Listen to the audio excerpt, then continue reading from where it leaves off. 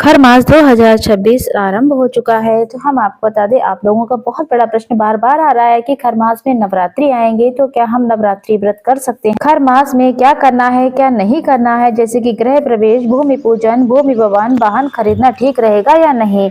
खर मास में कौन से कार्यों पर रोक लगेगी, कौन पे नहीं लगेगी, ये बहुत से प्रश्न है। कमेंट बॉक्स में 15 मार्च 2026 की रात 1:08 से करीब सूर्य भगवान मीन राशि में प्रवेश करेंगे और साथ के साथ कर भी चुके हैं और ये 14 अप्रैल को मीन राशि से निकलकर मेष राशि में गोचर करेंगे। ऐसे में खर मास अपने आप में शुभ और श्रेष्ठ समय नहीं रहता है। सूर्य नारायण जी के प्रत्यक्ष देवता हैं। प्रत्यक्ष देवता होने के कारण कमजोर अवस्था में होते हैं। आत्मा के कारक उन्हें कहा जाता है। तो कमजोर अवस्था में है, श्रेष्ठ बलवान अवस्था में नहीं होते हैं तो कार्य में बल प्रदान नहीं होता, ऐसा कहा जाता है।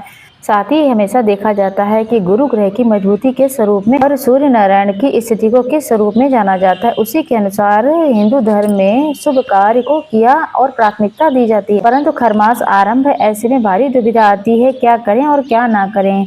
जैसे कि आप बता दें, खर मास के दौरान कोई भी नया व्रत शुरू करना चाहते हैं तो बिल्कुल ना करें, पहले से जो चल रहे हैं उसी को नियमित रूप से करें। कोई भी नया व्रत इस समय करना ठीक नहीं होगा। जो पहले से आप व्रत पूजा कर रहे हैं उनको निश्चित रूप से आप करते रहिए, उन व्रत को छोड़ा नहीं जाता है, लेकिन नया व्रत इस दौरान कोई भी शुरू नहीं करना। इस चीज को आप नोट कर लीजिएगा। नवरात्रि के व्रत निश्चित तौर पर आप कर सकते हैं। नवरात्रि एक त्योहार है, उत्सव है, एक साधना का समय है। नवरात्रि के व्रत नए सिरे से शुरू करने में कोई दोष नहीं। इनका समापन 10 दिन के भीतर ही हो जाता है, परंतु लंबे समय तक चलने वाले काम, लंबे समय तक यानी 2 साल तक या 3 साल तक कोई काम करना चाहते हैं तो उन व्रतों को आप खरमास के दौरान बिल्कुल भी ना शुरू करें। 15 मार्च से 14 अप्रैल तक आप कोई भी नया व्रत शुरू ना करें। दूसरी बात यह है कि उद्यापन कर सकते हैं या नहीं। तो उद्यापन संभव हो तो 1 महीने रुक जाइए, उसके बाद ही उद्यापन करेंगे तो बहुत ही श्रेष्ठ फलों की प्राप्ति होती है। लेकिन अति आवश्यक होने पर, बहुत विशेष कहीं जाना है, फिर आपको लग रहा है कि सूतक पातक की स्थिति हो जाएगी, अब कैसे होगा, किस स्वरूप में होगा, मैं रहूं या ना रहूं, ये कठिन परिस्थिति में आप उद्यापन करना बिल्कुल ठीक समझ के कर सकते हैं। शुरू के जो 15 दिन होते हैं वो बहुत अधिक मान्यता होती है। शुरू के 15 दिन पर आपको बहुत अधिक देखा जाता है, फिर थोड़ा थोड़ा समय बदलता रहता है, तो निश्चित तौर पर बाद में आप कुछ कर सकते हैं। शुरू के 15 दिन जो है अवॉइड करने चाहिए आपको, कुछ नहीं नया काम करना है आपको।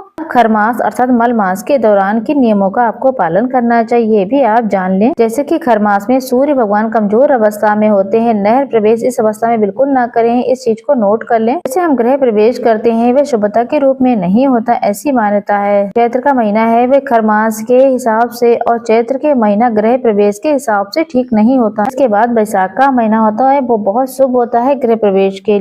वहीं भूमि पूजन की बात करें, जो कि 16 संस्कारों की बात करें, विवाह है, कुआं खोदना है, ये 16 संस्कार के शुभ काम होते हैं इस चैत्र के महीने में, जिसे काला महीना भी कहा जाता है और खरमास के रूप में भी इसे जाना जाता है। तो नया कुछ ना करें, आप इस बात को नोट कर लें। यही बात करते हैं चैत्र नवरात्रि की। कुछ लोगों का पूछना है कि चैत्र नवरात्रि आ रही है, क्या प्रतिपदा के दिन, कहीं अष्टमी नवमी के दिन हम क्या गृह प्रवेश या फिर भूमि पूजन कर सकते हैं या नहीं। जैसा कि शास्त्रों में, ज्योतिष में बताया गया है कि इन दिनों में कोई शुभ मुहूर्त नहीं दिया गया है। 8-10 पंचांग देखे हैं मैंने, कहीं पर भी ऐसा नहीं है, परंतु कई लोग माता रानी को साक्षी मान कर के, अपने इष्ट मान करके उनका ध्यान करते हुए नवरात्रि में निश्चित तौर पर कई जगह पर कई क्षेत्रों में हो जाता है। सभी क्षेत्रों के हिसाब से होते हैं, सबकी मान्यताएं अलग होती है। पहले अपने घर के आसपास देखें, अपने घर के आसपास के पंचांग को चेक करें और अपने बड़ों की राय लें, उसके बाद ही आप करें। अगर मेरी माने तो अभी रुक जाइए, अति आवश्यक है तो निश्चित तौर पर गृह प्रवेश नवरात्रि में किया जा सकता है। माता रानी है वो सभी दुख दर्द और नवग्रहों की दशा को सुदृढ़ करने वाली है, तो निश्चित तौर पर आप नया गृह प्रवेश नवरात्रि के समय आप कर सकते। जानेंगे हमें क्या करना चाहिए कि खरमास हमारा सफल हो जाए। खरमास के दौरान आप ज्यादा से ज्यादा सूर्य की उपासना करें। सूर्य देवता प्रत्यक्ष देवता, सूर्य भगवान को रोज जल चढ़ाएं। जल के लोटे में लाल फूल, लाल चंदन डाल कर ओम गणेश सूर्याय नमो नमः कहते हुए जो भी आपको मंत्र आता है वो भी आप रट सकते हैं। उन नाम मंत्रों का आप जाप करते हुए सूर्य भगवान को 1 लोटा जल अवश्य चढ़ाएं। आदित्य हृदय स्रोत का पाठ करें। लाल रंग की चीजों का दान पुण्य जरूर करें। शिव मंदिर में, श्री नारायण के मंदिर में, माता दुर्गा के मंदिर में आप लाल अनार दान कर सकते हैं, माचिस दान कर सकते हैं, आसन दान कर सकते हैं। इससे सूर्य बलवान होता है, कुंडली में रोग दोष संकट कष्ट पीड़ा से मुक्ति मिलती है। इस तरीके से आप ये कार्य कर सकते हैं, आपको अनंत गुना लाभ मिलेगा। तो इस तरीके से ये जानकारी लगी है।